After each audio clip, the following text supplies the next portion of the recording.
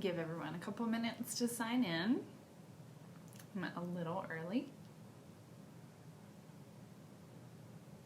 So if you're watching this on playback, just fast forward a couple of minutes.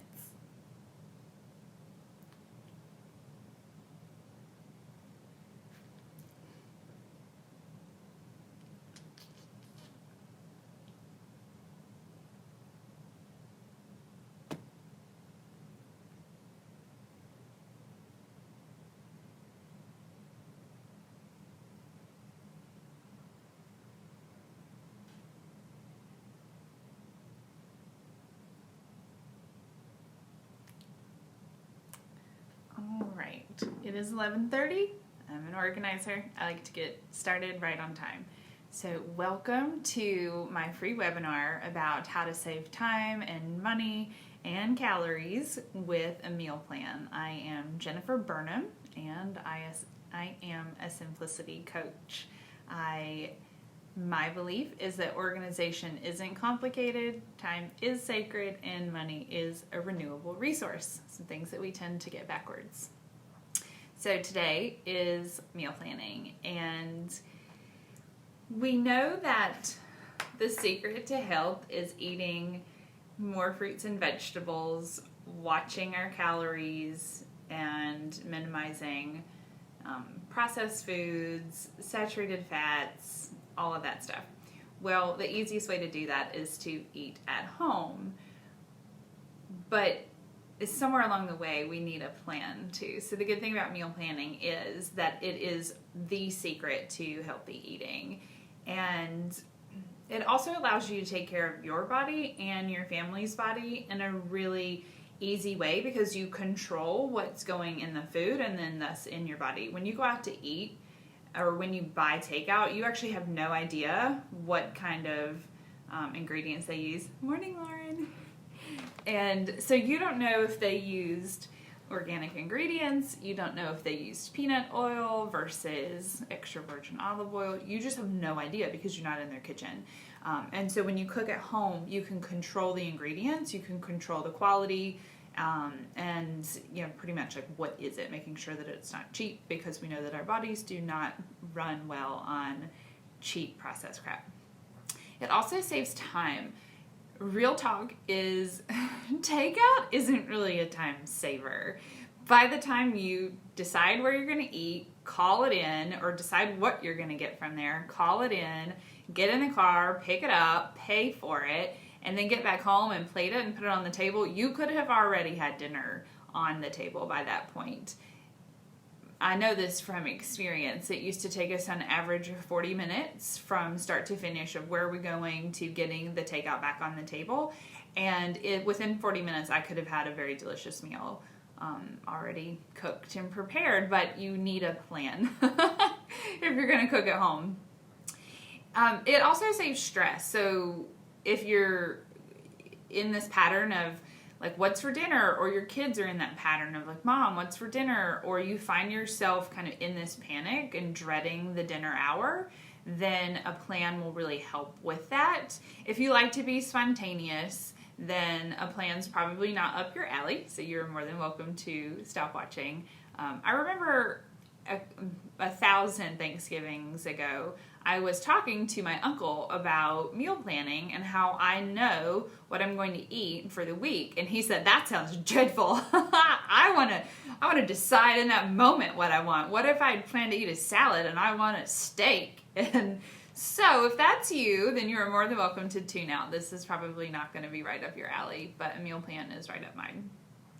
It saves you money. Buying groceries is much cheaper than eating out in the long run, unless you plan to eat McDonald's or Bojangles or Taco Bell, which I hope that you don't, because what you aren't paying for in food, you're going to pay for later in healthcare. So it really saves us money. You can pay the farmer or pay the pharmacist, and I choose to pay the farmer. So I want to pay for my groceries and for my health up front, and it actually is way cheaper to go to the grocery store, and we spend quite a bit on groceries, but we eat every meal at home, versus if we ate every meal out, our budget would be triple what we spend on groceries.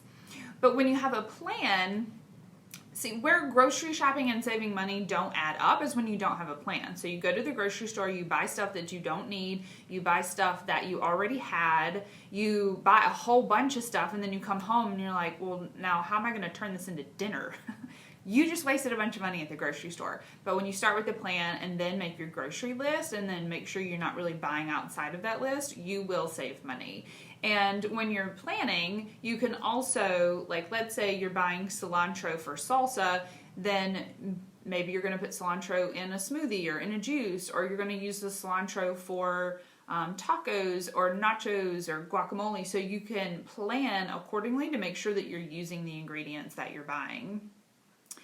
The thing about pantries specifically and freezers is they tend to be packed, and we're not necessarily checking that stuff to make meals around them. And we freeze a lot of stuff, but stuff doesn't always come back out of the freezer. It's like the attic. The attic is where stuff goes to die. It's like the freezer's sort of the same way. Stuff just goes in there and it never comes back out. So when you have a plan, it's a really great way to keep track of what you already have on hand or what's in inventory, and then you can use that up throughout the month or throughout the week or throughout the quarter, depending on what it is.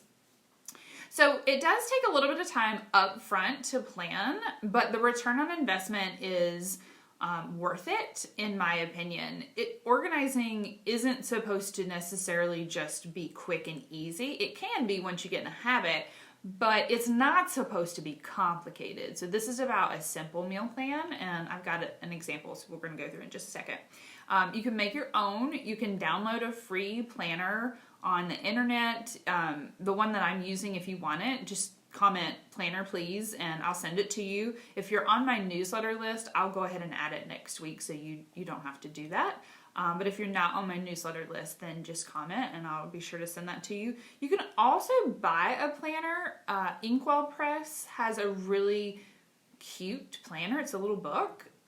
I don't necessarily need it, but if I was just getting started, it would be worth the $20. And I'll link that in the comments after the webinar.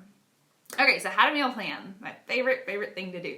It doesn't matter necessarily when you do it. If you want to do it on a Friday and go to the grocery store on Saturday, if you want to do it on Sunday, whatever. It doesn't necessarily matter, but do think about the time in which you'd like to go to the grocery store and either plan to do it that morning or that day, or maybe the day before. So my meal plan, and I know it's going to be a little backwards, is Monday, Tuesday, Wednesday, Thursday, Friday, Saturday, Sunday. And over here it says scheduled, weather, breakfast, lunch, dinner, side dishes, and recipe location. And then I have a little section for snacks. So I'll be honest, I don't really fill in breakfast and lunch because we sort of wing that. It's either smoothies or oatmeal or scrambled tofu for breakfast. We don't, since we're plant-based, we just don't have a ton of options that we pull from for breakfast, and I'm okay with that. I'm not a big breakfast person anyways. Lunch is usually just leftovers, so I don't fill that in, but if I noticed that we were wasting a lot of food, then I would start to fill that in. One, so I would make sure that I'm eating it up, and Raymond would eat it too. I also don't really fill in snacks, but I do use this if I know that we're having a get-together, or maybe we're having some folks over and I'm going to make some things that I normally wouldn't make. I'll put that in the snack section. So the first thing you do is get your little meal plan and pull up your calendar. I hope you're using a digital calendar to track appointments and just big stuff, like whatever you have said yes to should go on a calendar. So pull up the calendar and fill in and schedule whatever you have planned for the week ahead or the week that you're meal planning. Now, I know right now it's a little different, but for me, I would fill in like nights that I might have tennis, or nights that I might have golf, or nights that Raymond has golf, or if he has an estate sale, or if I had something to go to, then I would make sure that dinner was really light that night. Maybe it's leftovers, and that would be like a night that I just wouldn't really worry about dinner. And again, it's saving us money because we're not over planning. But if I know that in advance, maybe I'll pack something. But I just found that it's really easy to plan around whatever's already on your calendar. Here's another example. So let's say On Mondays, I had tennis, quads. Well, I'm not going to plan something pretty robust for Mondays because I would be gone from 6:30 to 8:30. And if I am going to have dinner, it's probably going to be something really light at the end of it, and I just want to plan accordingly. So after you do that, fill in the scheduled part. Then go under weather and pull up the weather app on your phone and just quickly notate what the weather's going to be. And I call this your food mood. So if it's going to be cold or rainy, maybe you want soup. If it's going to be hot, maybe you want a salad. In the winter and the summer, a lot of times there'll be, for us, there's pretty consistency in what we're eating, so we're not really changing it that much. But I really don't want to plan a salad if it's going to be 40 degrees outside. And I also don't want to be eating soup when it's 80 degrees. So the food mood really does help, and that just takes a couple of seconds. So when you're just getting started with meal planning, I highly recommend planning by theme. So maybe it's Meatless Monday, Taco Tuesday, Pizza Friday. And that will make meal planning so much easier rather than, well, gosh, what do I want? Do we want spaghetti? Do we want lasagna? Maybe it's like Italian Wednesday. You can do like Asian, Mexican. You can do soup and salad if that's something that you like to eat with your family. Italian, meatless, pizza, Mediterranean, pasta. You could have a grill night. We like to do Fire Pit Fridays. So we don't have a grill anymore, but when we did, Fridays would be a really good time to grill, and so that's something that I could plan around. And I have found that having a theme for each day, just keeping it pretty consistent for the weeks, makes it just, it makes planning like that. It's just really, really fast because I want to spend no more than about 30 minutes meal planning and writing out a grocery list. Otherwise, it's too complicated and I tend to not do it. And that's generally where we mess up in organizing, is when we make things too complicated. When a system, which is supposed to make life easy, has become too complicated, then we just stop using it. And so then we say, well, organization doesn't work, or I'm just so unorganized. Well, that's not true. It got too complicated. So when you're just starting out, try the theme by day. Now, we're going to talk about the recipe binder in just a second, but you want your binder to match the themes. So instead of having like chicken and beef and I don't know, side dishes and breakfast, have the categories match the themes. Mexican, Italian. So whatever the recipe is, if that's something that you would eat like on Italian Wednesday, then put it in Italian, and that way you can go straight to that section when you're meal planning. One, you want to do that with your recipe binder, and two, you want to do that with Pinterest. Now, as far as recipes go, I don't care for recipe books. They're bulky, they take up a lot of space, and I rarely use them.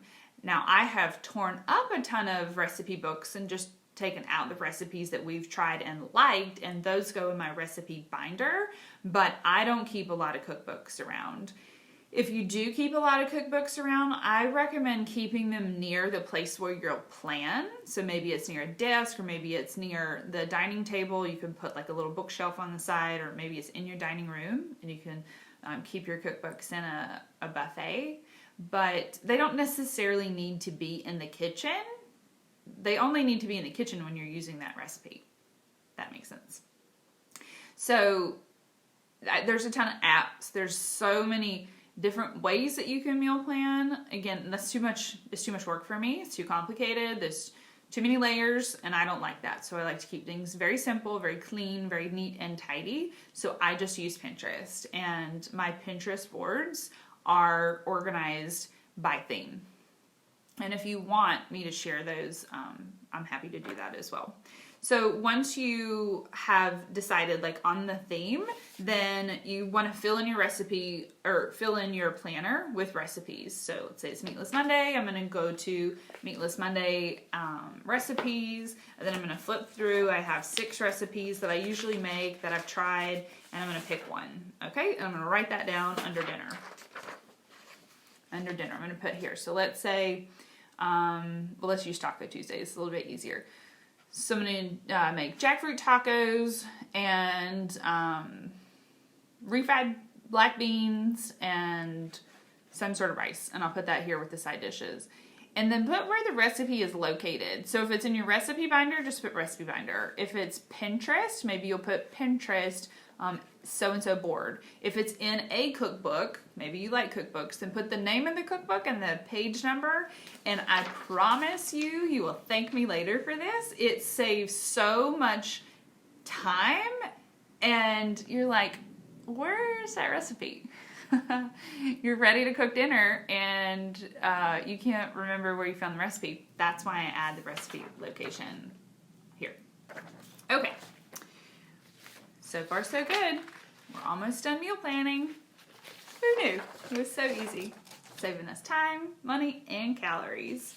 So once you have your plan filled in, so I've got all my days filled in for my dinner and breakfast, if that's what you want to do. Then take that and write out a grocery list. So you already have the recipes, just transfer the ingredients over to a grocery list. If you're not sure if you have something, I don't recommend going to check it right then and there. Just put a little star, maybe a question mark beside it on your grocery list. I used to type mine up, yes, and take a clipboard and a pen and a marker to the grocery store, and that's probably my favorite way, but I'm OCD, so I don't always have time to do that, and right now I've been handwriting them. But just, handwrite it out. Kind of try and think when you're making your grocery list, the layout of the store. So if you normally do the produce section, then try and have all your produce grouped together. I've also seen this before where, like, let's say you have one recipe that requires half a zucchini. So you can put zucchini and then right behind it put half. And then another recipe requires zucchini and it needs one zucchini. So you can put one, and that way you'll know how many to buy whenever you're at the store. But always go, after you make your grocery list, always go check your pantry, your dry goods, and your freezer and your refrigerator to make sure that you have some of that stuff that you had put a little question mark around. Like, you might already have capers or olives or marinara, or you may have thought you had marinara and forgot that you used it last week. So this is really where this extra 2 seconds will save you a lot of money, and it'll save you a lot of headaches, especially if you thought you had it and then you go to make the recipe and you don't have it. So do that, and then keep this printed out, and I recommend putting it on the refrigerator. You can put it near the refrigerator if your refrigerator is not magnetic, but you want to start training your people to look here. And you want to train yourself, but if your kids and or your partner ask too many times, like, what's for dinner? Hey mom, what's for dinner? Just tell them it's on the refrigerator. Go check the plan. That way they don't have to ask you, and you're empowering them to be able to go do that. But you also want to check this yourself. So in the morning, you can add a reminder to your phone to check your meal plan, and maybe it's every day at 9 a.m. or 8 a.m. or whatever, but that could be to soak some dried beans or to lay something out of the freezer so it can thaw, or start the crock pot, because the point of the meal plan and doing all this work and buying all this food is to make sure that you're actually using it, and you're not letting kind of time boss you around. And you're like, oh my gosh, I forgot today was going to be crock pot baked potatoes, and now it's 5 o'clock and I don't have time to bake the baked potatoes. Well, I guess we'll just get takeout. Or, oh shoot, I forgot that we were going to have hummus, and I forgot to soak the chickpeas, and we don't have a can of chickpeas, so I guess we'll just get takeout.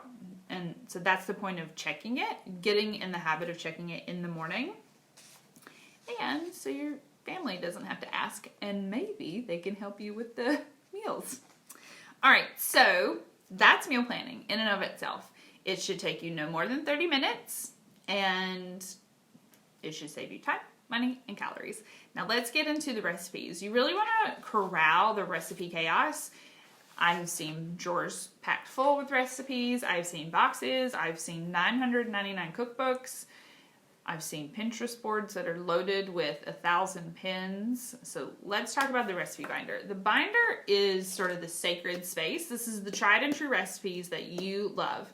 Now it will evolve. There will be some that you'll get tired of and you want to ditch. There will be changes in diet and eating choices, and some of that stuff will go. For example, when we went plant-based 3 years ago, I threw away all the meat and the chicken, anything that required dairy, eggs, or meat went in the trash. So the recipe binder will evolve, but these are your go-to recipes. You have tried them, you love them, your family loves them.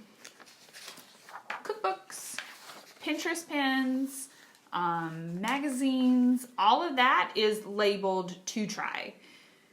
So this is about simple meal planning. You don't want to overcomplicate it by having too many options. At some point, more does lead to less being you just shut down and you go get takeout, or you go to Bojangles and you get their family meal pack, and then you come home and you eat, and meanwhile your body's like, oh boy, more empty calories and a lot of fat, saturated fat that I don't know what to do with. And that's these little choices, little by little by little, is how we end up kind of getting ourselves into unhealthy situations, unhealthy body situations. So healthy eating, they say, I love this quote, abs are made in the kitchen. We like to outwork a bad diet. I think, Lauren, you told me this. A lot of people like to go to the gym and outwork a bad diet. You can't. You just can't.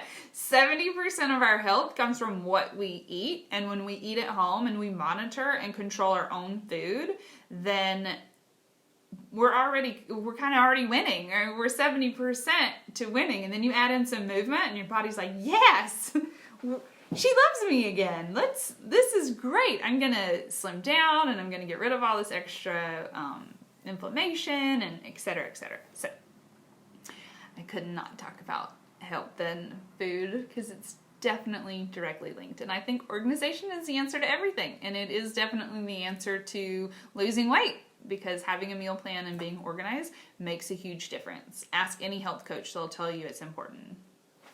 So organize this by theme. I'll show you what mine looks like. So I just have a couple of things over on the side, some things that I might want to try, because I don't have like a to try section.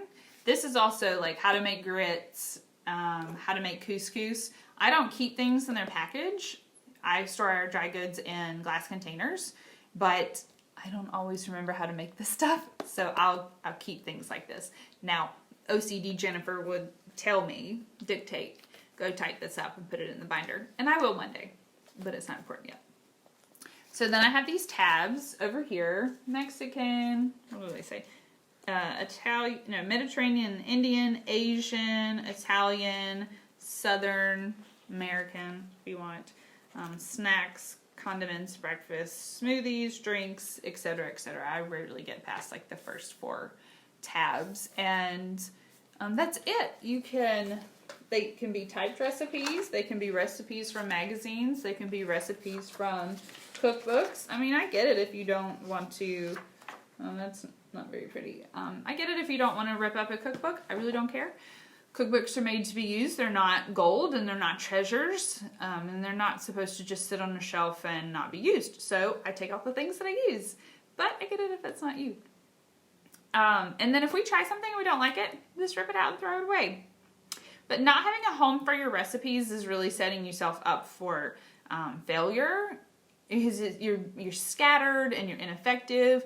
And these little hurdles, a little hurdle like that, will keep you from meal planning. And then it'll keep you eating out or getting takeout or going to the Bojangles or, I don't know, trying to outwork a bad diet. We have been meal planning for a long, long time. And like I said, we eat every meal at home. Like right now, it's not really an issue for us because we don't get takeout and we don't eat out. But we also have a very specific way of eating, and there's not a lot of places that support that. And if they do, it's kind of expensive and it's not near as good as what I can make at home. So we just don't do it. So that is Meal Planning 101 and how to corral the recipe chaos. So let me know if you have any questions. I'll hang in for a little while. There's usually about a 1 to 2 minute delay from when you're typing the question and when I see it. So just FYI, you might be typing it and not answering it. just because I haven't seen it yet. And then I wanted to let you know in the meantime that I'm going to do another free webinar on Thursday, April 30th. And I'm going to talk all about planning your week and your day. Or I might talk about planning your month and your week. I haven't planned it, no pun intended, fully. But mark your calendars, so it'll be in 2 weeks, same time, 11:30, live in the Facebook group. On the Facebook page, and I'll leave both of these up for a couple weeks, so you can always catch the playback if you want.